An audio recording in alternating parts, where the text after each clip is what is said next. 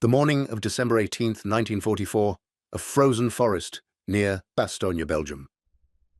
Obergefreiter Klaus Richter crouched in a snow-filled foxhole, his hands trembling not from cold alone, but from hunger. For 3 days, his unit had survived on half a loaf of black bread and a tin of ersatz meat paste that tasted like sawdust mixed with chemicals. His stomach had stopped growling hours ago, replaced by a hollow ache that made thinking difficult. Then, through the trees, American supplies appeared, abandoned crates scattered across a clearing where the enemy had retreated in haste. Richter's squad moved cautiously, rifles ready, but the Americans were gone. What remained changed everything these men believed about the war they were fighting.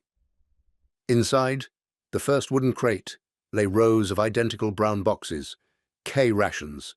The label read in English. Richter tore one open, with fingers stiff from frostbite. What he found inside seemed impossible. Canned meat that was actually meat. Chocolate bars, 4 of them. Biscuits made from real flour. Cigarettes, coffee, chewing gum, sugar tablets, even a tiny can opener and matches wrapped in waterproof paper. If you're enjoying this deep dive into the story, hit the subscribe button and let us know in the comments from where in the world you are watching from today. He sat in the snow and wept, not from joy, but from the sudden, crushing realization of what this meant. For 5 years, German propaganda had told him the enemy was starving, desperate, on the verge of collapse. Yet here in his frozen hands sat more food than his entire squad received in a week. Better food.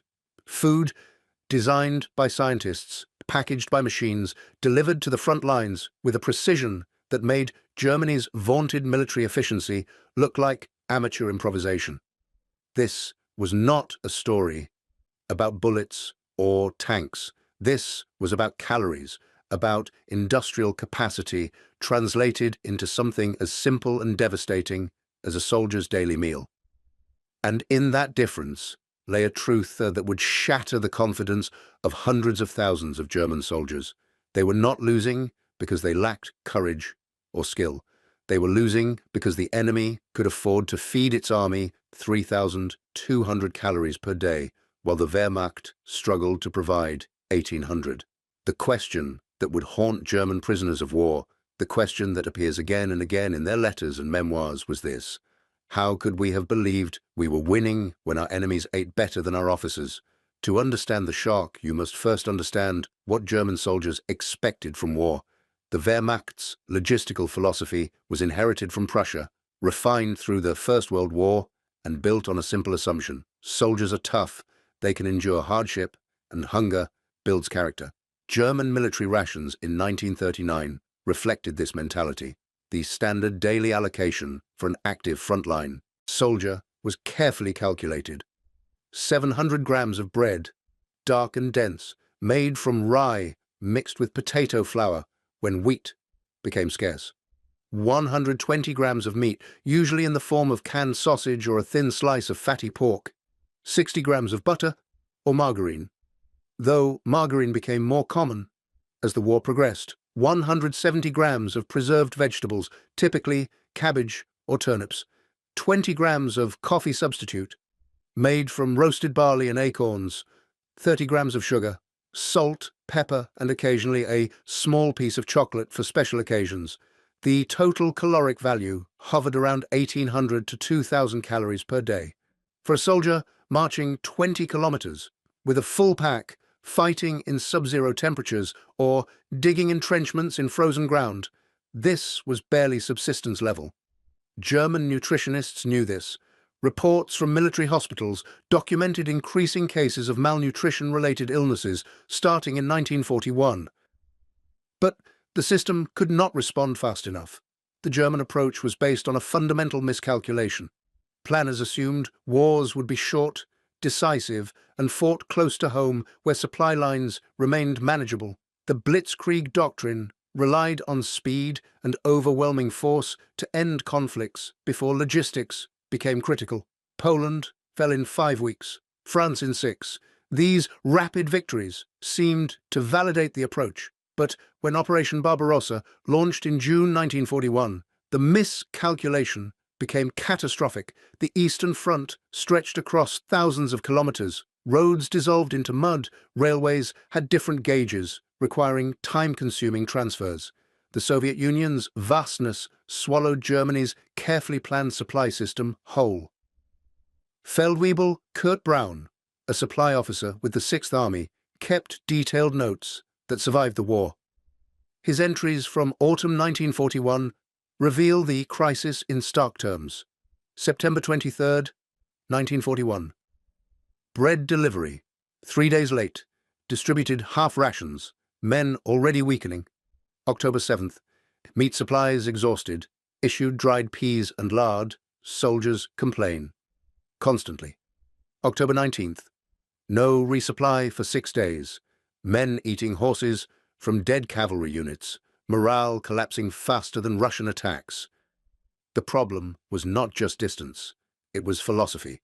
German military logistics operated on the principle of living off the land, requisitioning food from occupied territories. This worked in France, where farms were productive and roads good.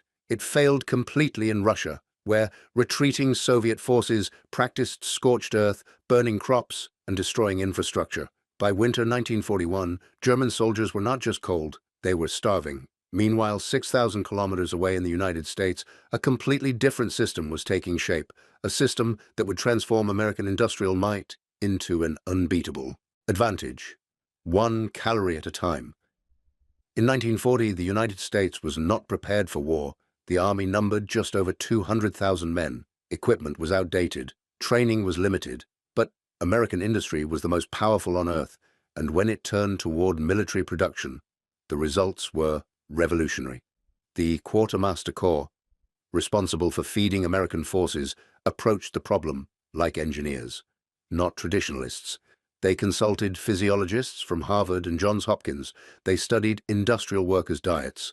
They calculated exact nutritional requirements for men performing extreme physical labor in varied climates. The conclusion was clear. An active combat soldier required between 3,000 and 3,500 calories daily to maintain body weight, cognitive function, and combat effectiveness. Anything less resulted in measurable performance degradation within weeks. This was not conjecture. In 1941, Dr. Ancel Keys at the University of Minnesota conducted what became known as the Minnesota Starvation Experiment.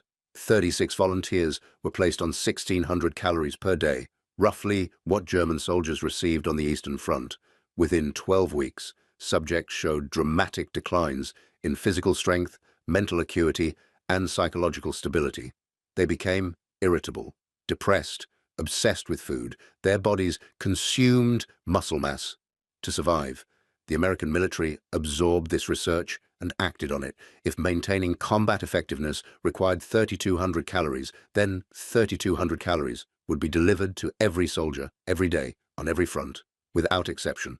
The challenge was immense.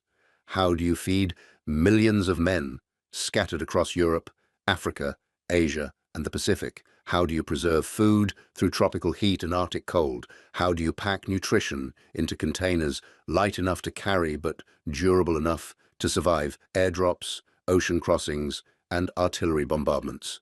The answer was the K-Ration, developed by Dr. Ancel Keys himself, the same physiologist who studied starvation. The K stood for Keys. Though soldiers joked, it meant crap. But the K-Ration was anything but. It represented a revolution in military logistics. Each K-Ration box contained 1 complete meal. Breakfast, dinner, or supper. Total weight, 32 ounces, just under 1 kilogram. Caloric content, approximately 900 calories per box. 3 boxes per day provided 2,700 calories, supplemented by additional hot meals when circumstances allowed. But calories were only part of the equation. The Americans understood something the Germans overlooked. Morale is directly connected to food quality. A soldier who eats the same flavorless gruel every day loses the will to fight faster than one who receives variety and treats. In Seegein each K-Ration, variety was engineered with scientific precision. The breakfast unit contained a tin of veal loaf or ham and eggs, malted milk tablets, 4 compressed graham crackers, a bar of Hershey's tropical chocolate, formulated not to melt in desert heat, a packet of instant coffee, 3 sugar tablets, and 4 cigarettes.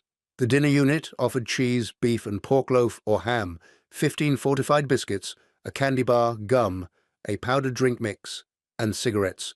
The supper unit provided sausage or beef, more biscuits, a chocolate bar, bouillon powder, toilet paper, matches, and a can opener that American soldiers called a P-38, 19 millimeters of stamped steel that could open any can in seconds. Every element served multiple purposes.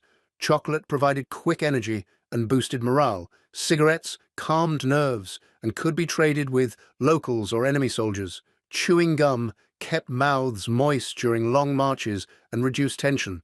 Instant coffee delivered caffeine for night watches. Even the waterproof packaging was designed to be reused as containers or fire starters. German soldiers who captured these rations could not believe what they held. Obergefreiter Martin Kessler, captured near Anzio in January 1944, described his first encounter with American field rations in a letter smuggled from the prison camp. "We found a supply depot the Americans abandoned during the retreat, cases stacked 3 meters high. Inside, these brown boxes. We thought they were ammunition at first, then we opened them. Each box was a treasure. Real meat in tins with keys to open them, no tools needed, chocolate that tasted like what we ate before the war, not the ersatz garbage they give us now, coffee, actual coffee, not roasted grain, cigarettes, American cigarettes with white paper and filters. I sat on a crate and ate an entire day's ration in 10 minutes.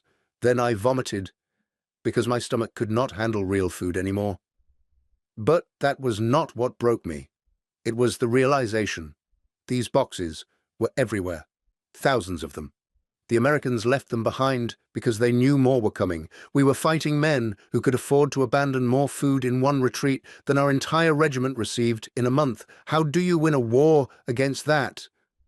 The contrast went beyond calories and packaging. It represented 2 fundamentally opposed philosophies of modern warfare. The Germans believed in the superiority of will, training, and tactical brilliance. The Americans believed in the superiority of systems, production capacity, and scientific management. Standardization was the key. Every American soldier, whether stationed in Alaska or New Guinea, whether infantry or tank crew, received identical rations. This simplified logistics enormously. Factories could produce millions of identical units. Supply officers did not need to calculate complex distribution formulas. Ships and trucks could be loaded efficiently because every crate contained the same items. Germany never achieved this. Different units received different rations based on availability, rank, and branch of service. Paratroopers got better food than infantry. Officers ate separately from enlisted men. SS units had priority over Wehrmacht. This created not only logistical nightmares, but deep resentment among soldiers who saw their own army treating them as second class. Production scale tells the story with brutal clarity. By 1943, American factories produced over 100 million K-Rations annually. The Wrigley Company alone manufactured 600 million packs of chewing gum for military use each year. Hershey's produced 500,000 chocolate bars daily specifically for military rations. The H.J. Heinz Company contracted to supply millions of cans of beans, ketchup, and soup. These were not artisanal operations. They were industrial processes refined to extraordinary efficiency. Assembly lines stamped, filled, sealed, and packaged rations 24 hours a day. Quality control tested random samples for nutrition content, taste, and durability. The system had redundancy built in. If one factory was damaged by fire or accident, others immediately increased production to compensate.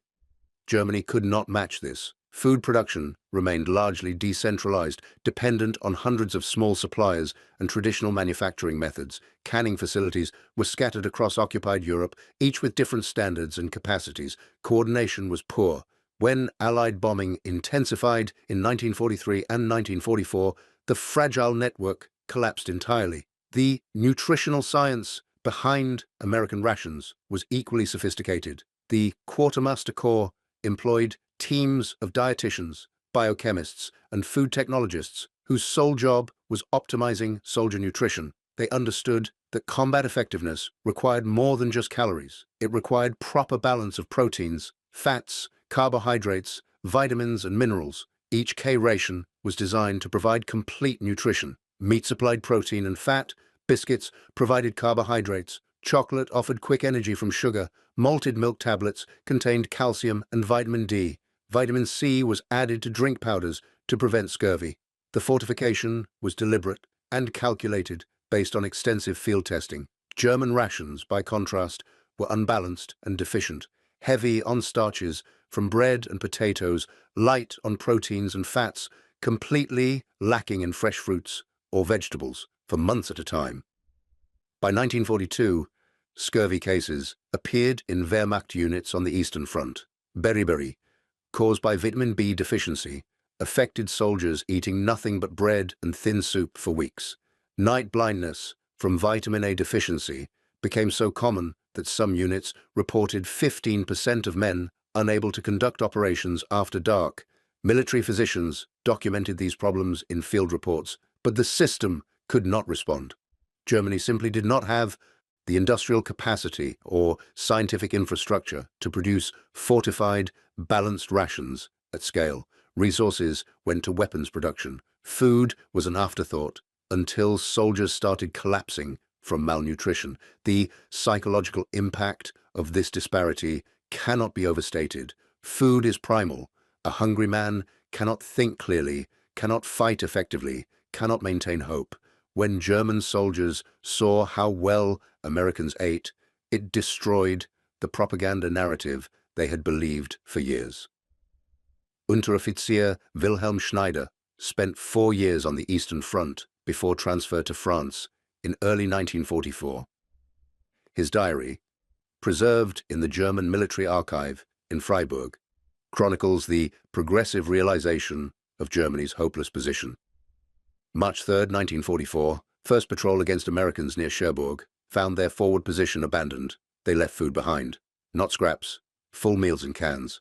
One soldier had not even finished his chocolate bar, just left it on a rock and walked away. We divided everything. I got a can of beef stew. Real beef, chunks of it, in thick gravy with carrots and potatoes.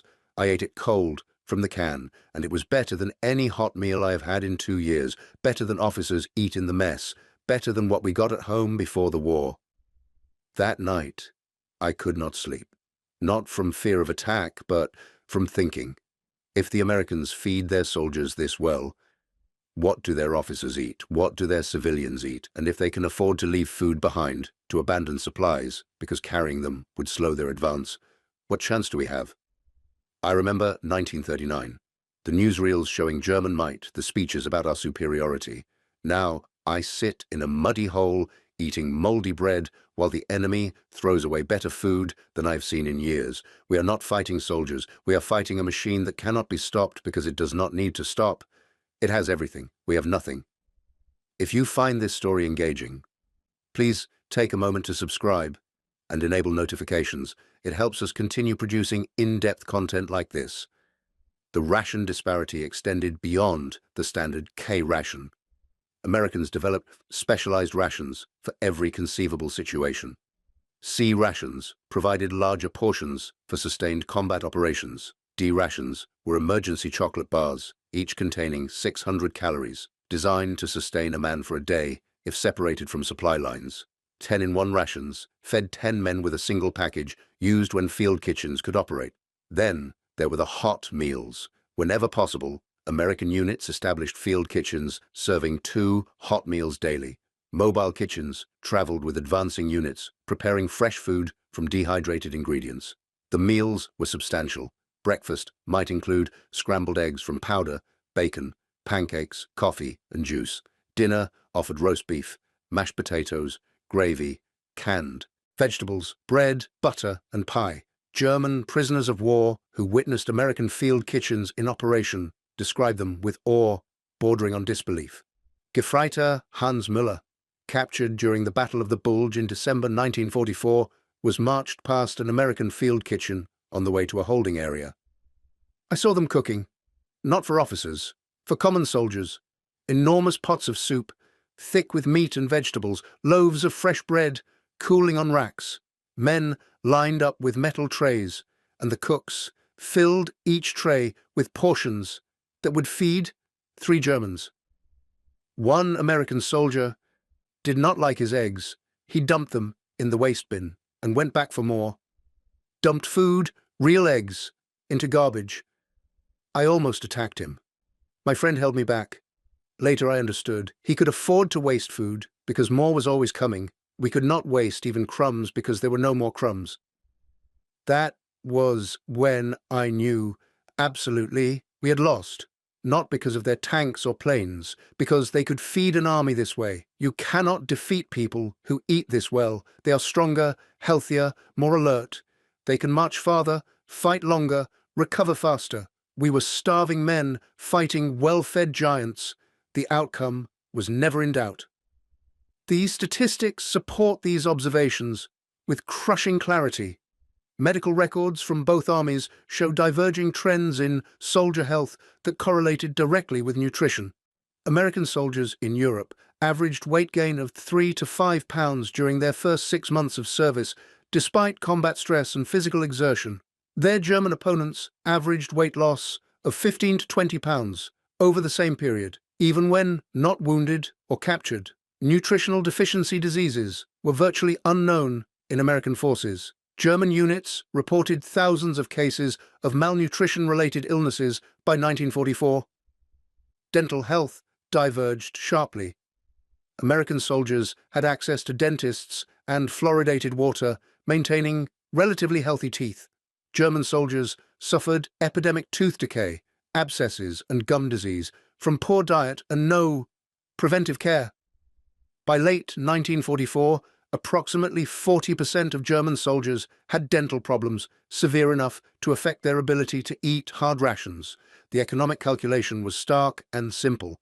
America spent approximately 60 cents per day feeding each soldier, about 25 Reichsmarks per month. This was considered reasonable, even cheap, given the return on investment. Healthy, effective troops who could fight at peak performance. Germany spent less than half that amount, roughly 10 Reichsmarks per soldier monthly by 1944. The savings were illusory. Malnourished soldiers required more medical care, fought less effectively, suffered higher casualty rates, and died from wounds that well-nourished men would survive. The true cost of Germany's food economy was measured not in Reichsmarks, but in lost battles and dead soldiers.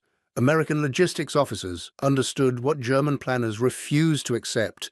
In industrial warfare, everything is connected.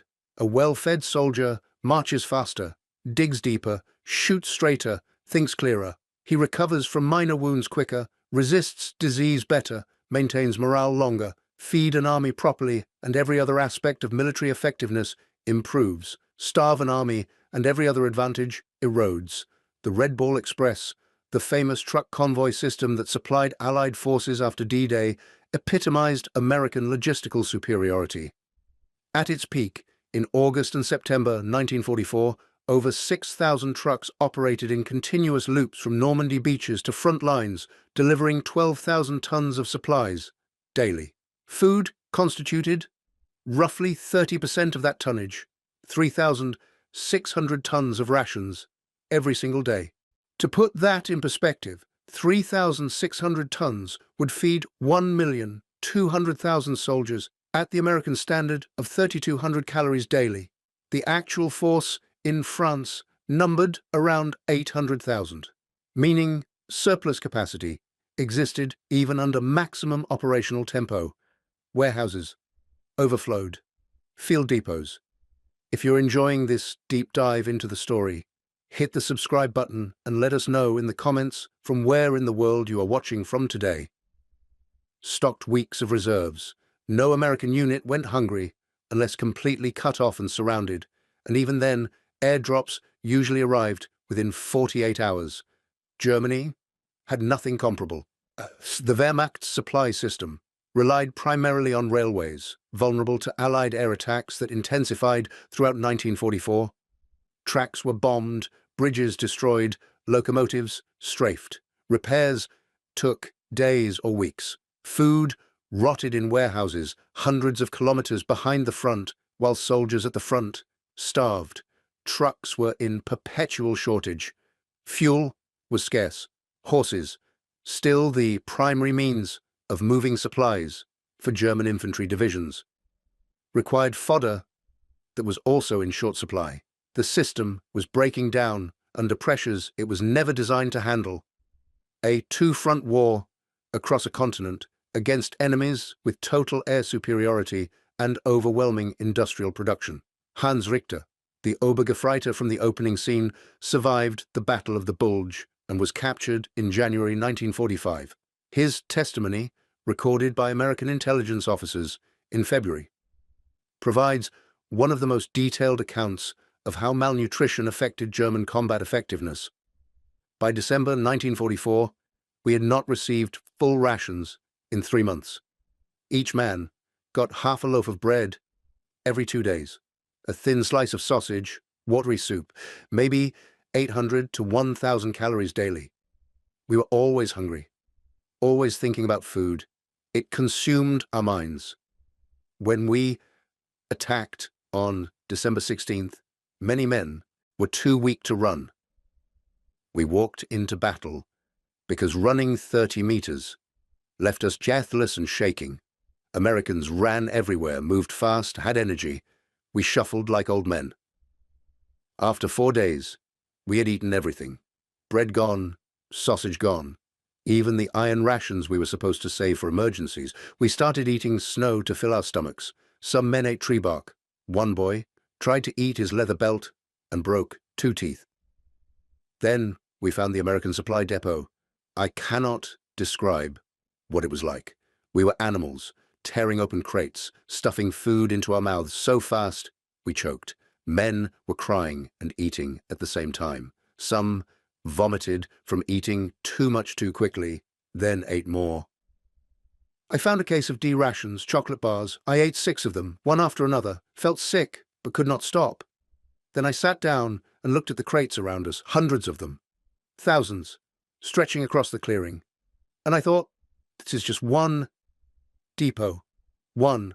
They have hundreds of these, maybe thousands.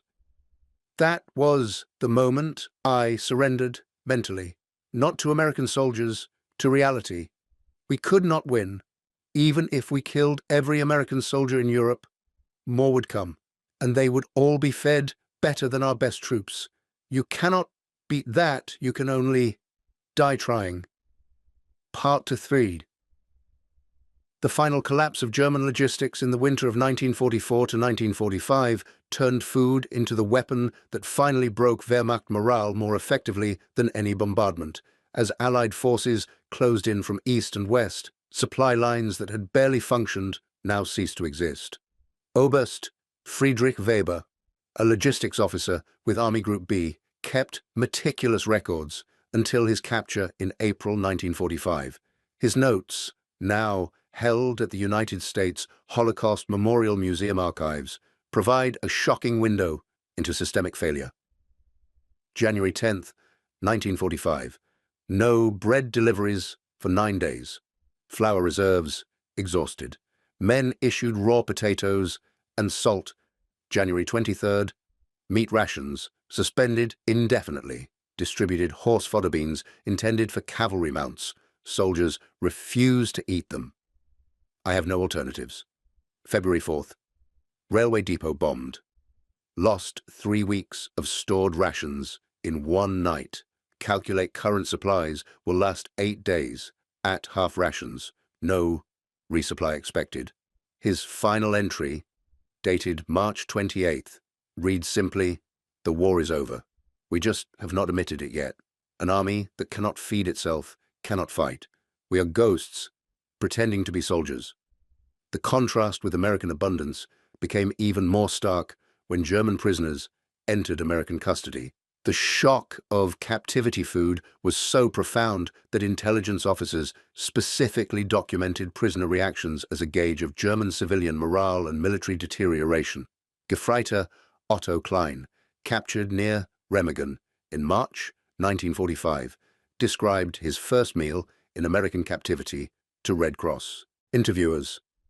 They gave us sea rations, hot beef stew from a can, crackers, fruit cocktail, coffee with sugar and cream, real cream in powder form, but it tasted real. I thought it was special treatment to make us talk. Then I saw American guards eating the same food from identical cans.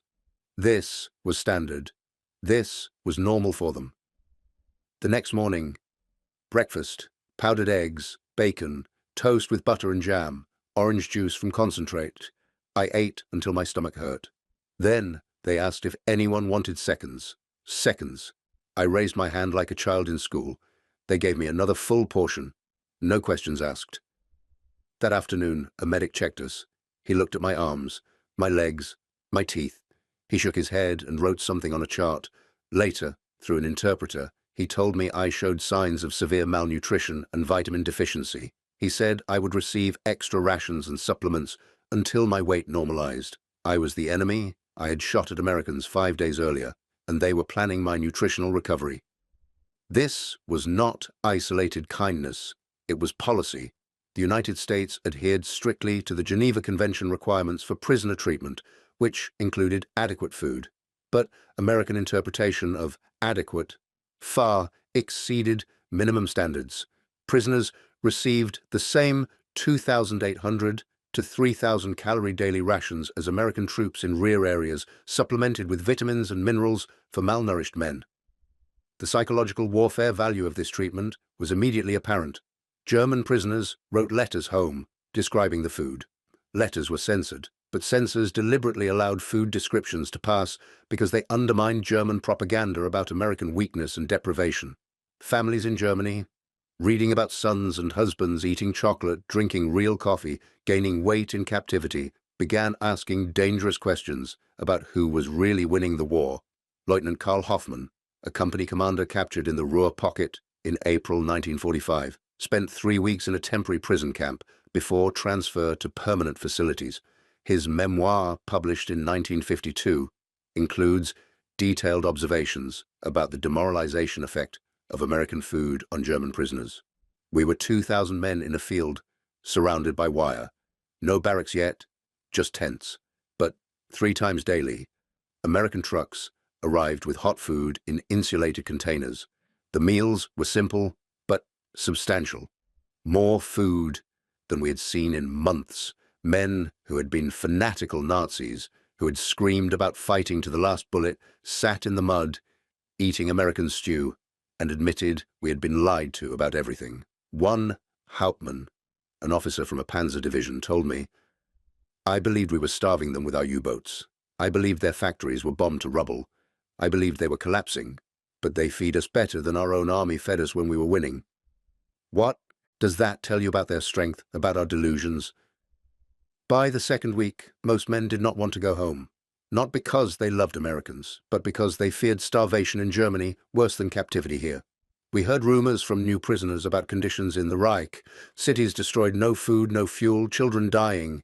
Here we had food, shelter, medical care.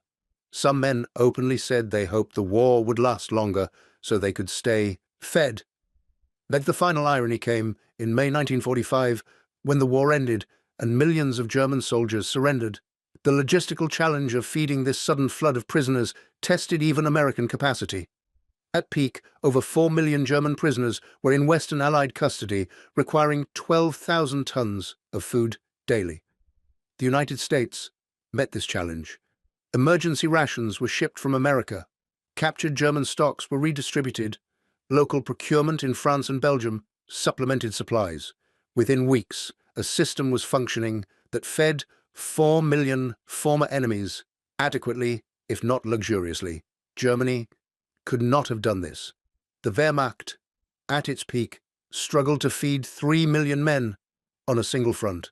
The idea of feeding 4 million prisoners, while simultaneously feeding a civilian population and maintaining military operations, would have been impossible.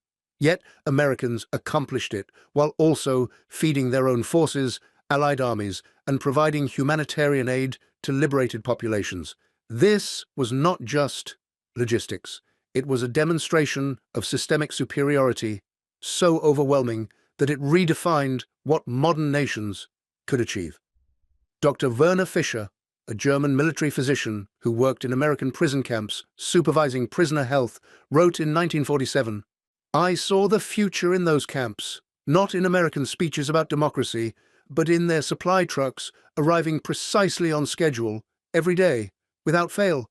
That discipline, that organizational capacity, that wealth of resources represented a civilization that had surpassed us completely. We had better scientists in some fields, better engineers perhaps, better classical education, but they had better systems. And in the 20th century, systems beat individual excellence every time. You can have the finest soldiers in the world, but if you cannot feed them, they lose to mediocre soldiers who eat 3,200 calories daily." The veterans who returned to Germany after 1948 carried these experiences home.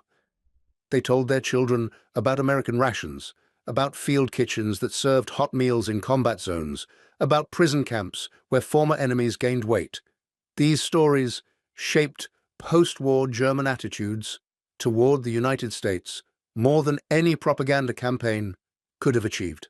Hans Richter, the Obergefreiter from our opening scene, returned to Munich in 1947. He opened a small grocery store and became moderately successful. In 1963, a journalist asked him what he remembered most about the war. His answer was immediate: "The K-Rations. I kept one box, never opened it, just kept it on a shelf in my shop. Sometimes customers would ask what it was. I would tell them, that box represents why we lost. Not tactics, not leadership, not courage. Calories. They had them. We did not. Everything else was theater." The lesson extends beyond World War II. Every major conflict since has reaffirmed the same principle. Logistics determines outcomes more than bravery or skill. An army that eats, fights. An army that starves, dies. The margin between victory and defeat can be measured in something as mundane as the caloric content of a field ration. Modern militaries understand this completely. No major power sends soldiers into combat without ensuring adequate nutrition. The science of military rations has advanced enormously since 1945. Meals ready to eat, the American successor to K-Rations, provide 3,700 calories, come in 24 varieties, include chemical heaters for warming food without fire, and contain supplements for extreme environments. But the fundamental insight remains unchanged. Food is not separate from warfare. Food is warfare. The nation that feeds its soldiers better, more consistently, more scientifically, enjoys an advantage as decisive as superior weapons or tactics. The Germans learned this truth slowly, painfully, one hungry soldier at a time. By the time they fully understood, the war was over, and 12 million of their men sat in prison camps, eating American rations and contemplating what their hunger had cost them. Thank you for watching. For more detailed historical breakdowns, check out the other videos on your screen now, and don't forget to subscribe. With reflection on broader meaning, all CTAs are placed exactly as specified.